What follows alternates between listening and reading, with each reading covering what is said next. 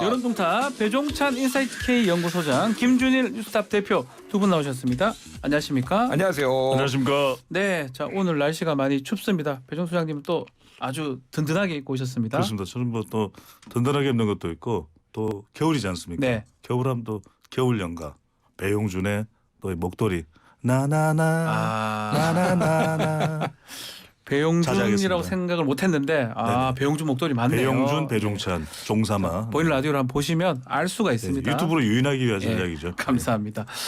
자, 지지율부터 먼저 보죠. 예. 월요일 발표된 조사에서는 30% 후반대까지 좀 꺾였던 것 같은데 어제 네. 조사는 40%를 넘었습니다. 그렇습니다. 이제 조사 시점이 다르기 때문에 네. 조금 다르게 볼 필요는 있을 것 같아요. 먼저 리얼미터와 미디어 트리뷴의 조사입니다. 미디어 트리뷴의 의뢰를 받아서 지난 5일부터 9일까지 실시한 조사이고요. 오늘 소개해드리는 모든 조사는 중앙선거여론조사 심의위원회 홈페이지에서 확인 가능합니다. 윤석열 대통령 국정수행에 대해서 어떻게 평가하는지 물어봤는데요. 긍정평가가 리얼미터 38.4%, 부정평가는 58.8%인데 조금 눈여겨보실 부분은 긍정평가가 0.5%포인트 내려오긴 했습니다. 근데 아주 큰 폭은 아니죠. 네. 근데 부정평가도 내려왔어요. 그러니까 부정도 내려왔다라는 것은 살짝 이게 완전히 이제는 꺾였다기보다는 조금 숨고르기다. 네. 볼 측면도 있습니다. 자, 그런데 지금 소개해드리는 이제 조사에 좀 주목을 해볼 필요가 있는데 RN서치가 뉴스핌의 의뢰를 받아서 11일, 12일 따끈따끈한 조사입니다. 네. 11일, 12일 실시한 조사인데 이 조사에서는 윤석열 대통령 긍정평가 40.1%, 부정평가는 56.5%로 나타났습니다. 그러니까 네. 직전 조사와 비교하면 긍정도 더 올라가고 부정평가는 내려왔습니다. 그래서 이 조사를 보면 이제 또 우리 김준일 대표님 분석도 있을 텐데 제가 볼 때는 결국 보수층이 또 결집을 한 거거든요. 그러니까 그 뒤에 나왔던 윤석열 대통령이 이 노동 개혁과 관련된 내용이 나왔는데 뭐 52시간을 69시간으로 또 개편한다. 그 외에 대기업에 대해서 이제 법인세를 인하한다. 또 뭐 등등의 이런 관련된 내용들이 보수층은 결집을 했다. 네. 이렇게 좀 볼 수 있을 것 같습니다. 김준일 대표님은 어떻게 보십니까? 40%로 턱걸이지만 어쨌든 5개월 만에 회복이 된 거잖아요. 예. 요 추세가 상당히 오래 갈 것 같아요. 일단은 그 RN서치 뉴스핌 거를 분석을 해드리면은 긍정이 40.1%인데 지난주에 38%였거든요. 네. 2.1%포인트 올랐고요. 올라갔죠. 부정은 지금 56.5%인데 지난주보다 2.6%포인트 빠진 거예요. 떨어졌고, 예. 전체적으로 보면 어쨌든 조금씩 오른다. 근데 어디서 그럼 올랐느냐라고 네.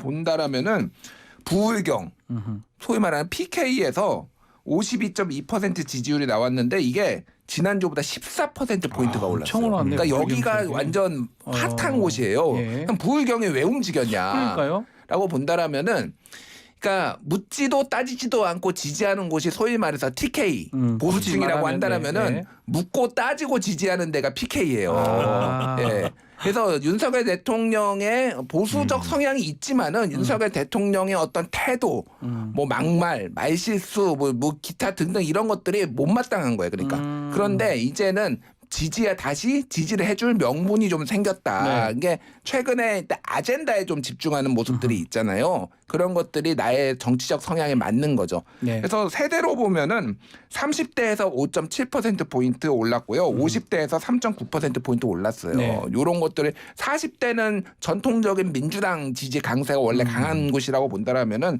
30대, 50대에서 빠졌던 것들이 많이 좀 전체적으로 오르고 있다라고 본다면 이거는 뭐 윤석열 정부 입장에서는 상당히 긍정적인 신호다 이렇게 봐야 될 것 같습니다. 자, 근데 이제 뭐 지금 좀 전에 얘기했다시피 네. 노동정책 부분 특히 주 52시간 더 손질을 할 것 같고요. 또 주 휴수당 얘기도 나오고 있는데 그런 어떤 노동정책 부분이 2030 세대에 미치는 영향이 어떻게 될까요? 글쎄 이제 시간도 시간이지만 결국 네. 지금 2030 세대가 가장 크게 타격을 받고 있는 건 일자리 자체가 없어요. 그렇죠. 그래서 지난 뭐 문재인 정부 때는 상당히 공공 일자리를 많이 늘렸었거든요. 그게 이제 청년 세대에 또 긍정적으로 영향을 주기도 했고, 그러니까 뭐 일하는 근로 시간이나 또 주휴 수당을 좀 손질하는 거, 임금을 손질하는 것 네.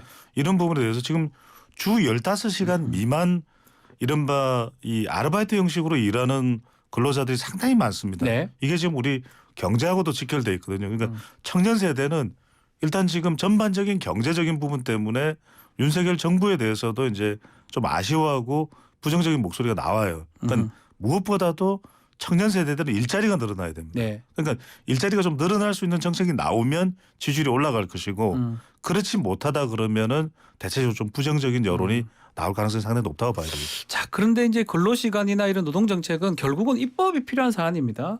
그럼에도 불구하고 이렇게 카드를 꺼낸 것, 뭐 카드라고 제가 막 표현을 했는데 이게 득이 될까요? 실이 될까요? 이거는 아까 전에 말씀드렸듯이 이제 득이 될 가능성이 높아요. 왜 그러냐면은 지지율이 30% 중후반대였다라고 본다라면은 이런 아젠다들은 대충 보면은 한 찬반이 45대 45 뭐 이렇게 나오는 것들이 많아요. 반반일 것이다. 반반인 것들이 예. 많기 때문에 정책적으로 어떤 대립각을 세웠을 때는 이득을 지지율 측면에서는 이득을 보는 게 많은데 문제는 예. 이게 하나하나가 다 지뢰밭입니다. 지금. 지뢰밭이라는 거예요?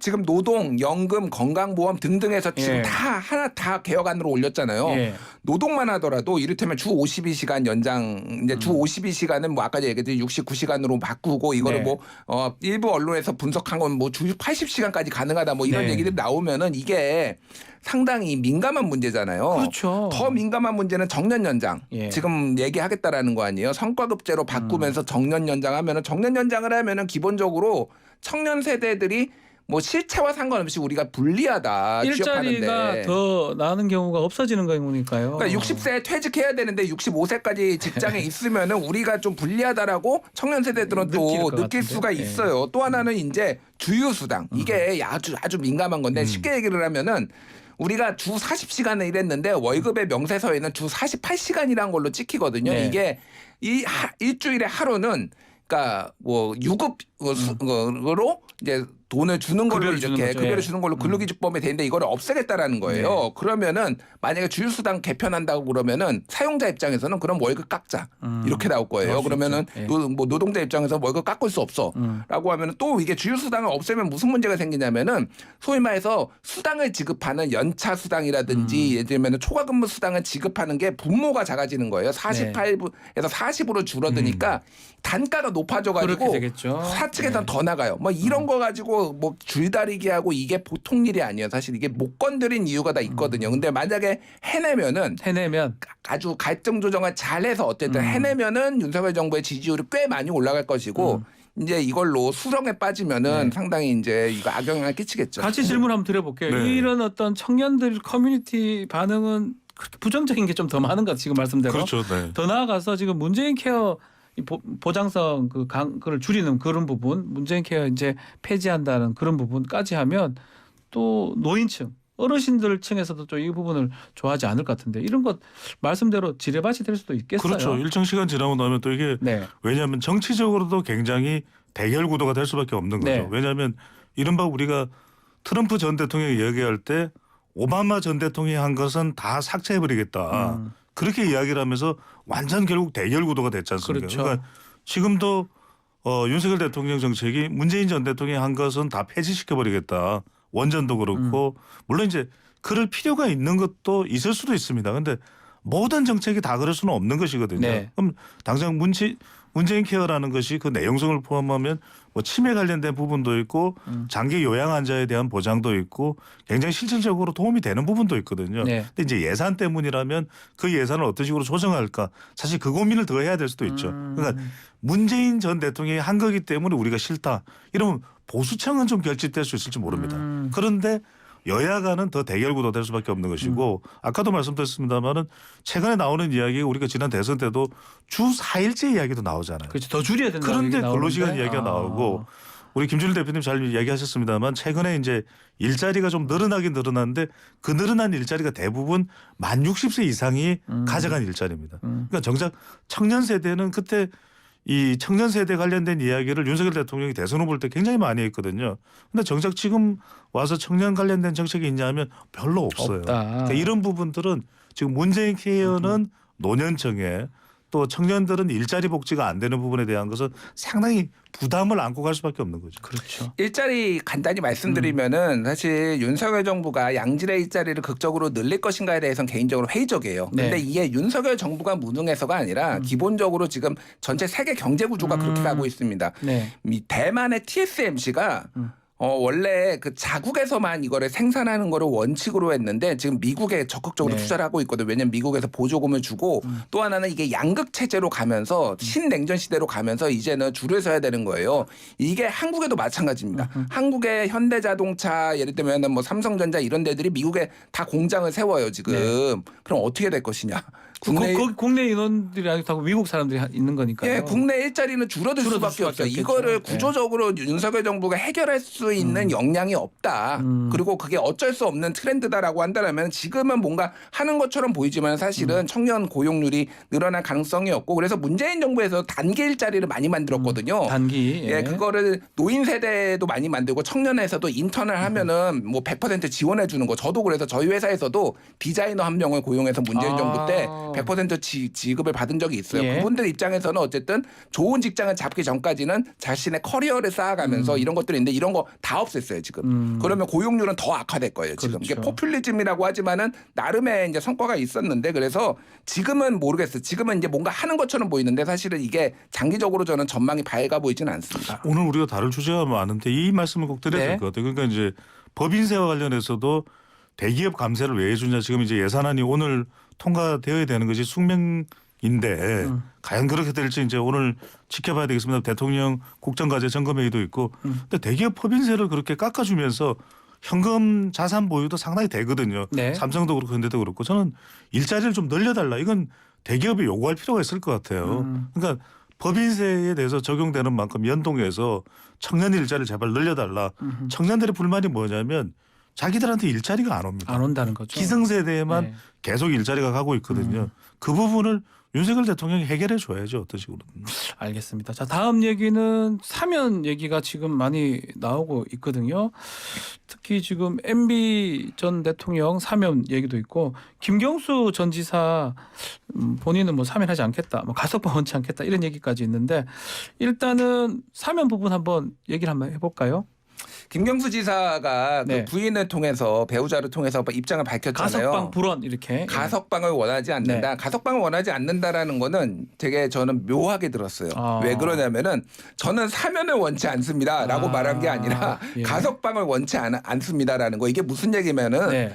복권 없는 사면은 가석방이나 마찬가지다. 별 차이가 없다라고 아. 이제 얘기를 한 거고 또 예. 하나는 김경수 지사를 가석방을 놓고 이번 사면뿐만이 아니라 전에도 원유철 전 의원 풀려날 때 그때도 김경수를 만지작대고 그 전부터 김경수를 계속 가지고 그랬어요. 계속 만지작되는 것에 대해서 이용당하고 있다라는 불만이 지금 있는 거예요. 그러니까 그런 것들이 복합적으로 있고 복권을 안 해줄 것 같으니까 아예 선을 긋는 거. 또 하나는 김경수 지사 같은 경우에는 정치를 이제 앞으로 나와서 할 가능성이 좀 높다고 보는데 그러면은 그러니까 윤석열 대통령한테 은혜를 입으면은 전선 긋기가 쉽지 않아요. 오히려 지금 복권 된다면 좀 쉽지 않다. 예, 오히려 그러니까 탄압받은 이미지를 가지고 강하게 부딪혀야 되는 거니까 전략적으로도 좀 이런 식으로 딱 강하게 나온 게 아닌가 그렇게 보여집니다. 그러니까 김경수 전 지사는 네. 대박 로또 복권이라고 생각 안 하는 거죠. 그 복권을.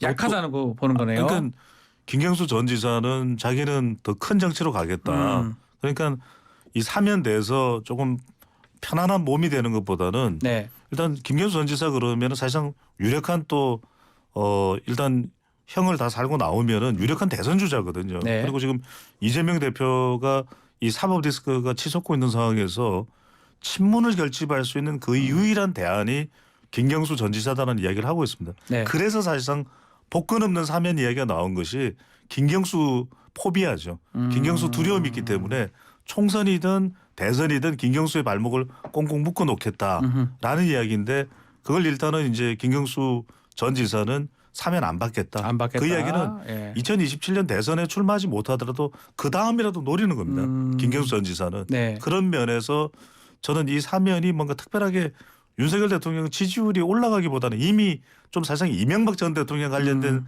사면에 대한 여론은 이미 선 반영이 됐어요. 네. 그러니까 여론이 좋다기보다는 여론은 여전히 좋지 않은데 뭐 고령이고 또 지금 현 정부에 상당히 많은 친이 인사가 있고 그래서 이명박 전 대통령에 대해서는 이제 사면을 거의 결정한 것으로 보입니다. 그게 보입니까? 보이는데 예.